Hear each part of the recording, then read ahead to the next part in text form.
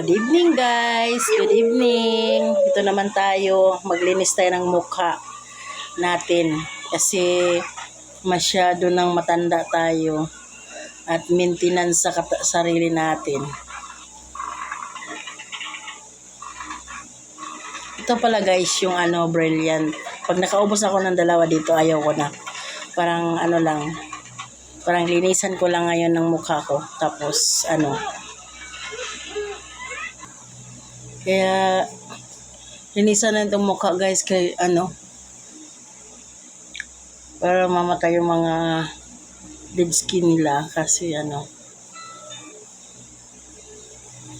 pag makaubos na ako ng dalawang bote guys, i-maintain ko na lang siya sa cream. Ito pala yung guys yung cream niya sa gabi. Ito. Yan. Konti-konti lang nilalagay natin.